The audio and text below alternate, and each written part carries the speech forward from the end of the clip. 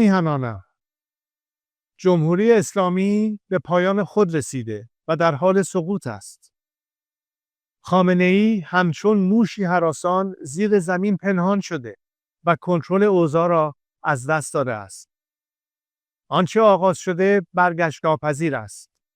آینده روشن است و ما با هم از این پیچ تند تاریخ عبور خواهیم کرد. در این روزهای دشوار دل من با همه شهروندان بی‌دفاعی است که آسیب دیدند و قربانی جنگ طلبی و توهمات خامنه‌ای شدند. من سالها کوشیدم تا میهنمان گرفتار آتش جنگ نشود.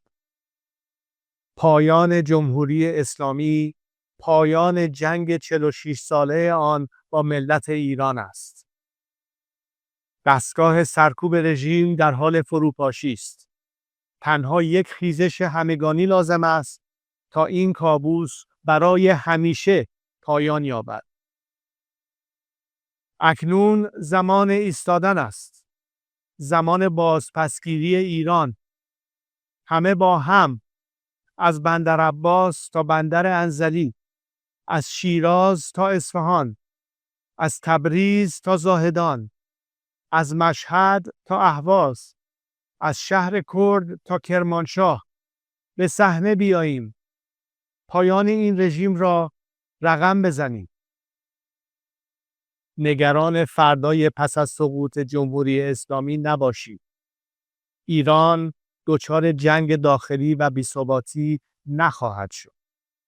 ما برای آینده ایران و شکوفایی‌اش برنامه داریم. ما برای 100 روز نخست پس از سقوط، دوران گذار و استقرار یک حکومت ملی و دموکراتیک برای ملت ایران و به دست ملت ایران آماده ایم.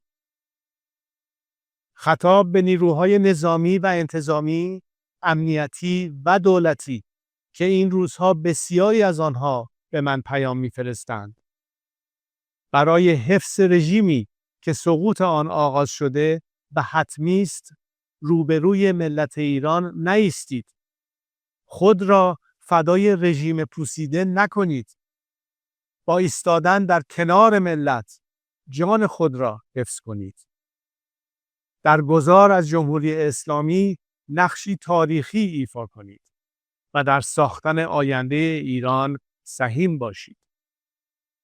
ایران آزاد و آباد پیش روی ماست. باشد که به زودی در کنار شما باشم. پاینده ایران، زنده باد ملت ایران.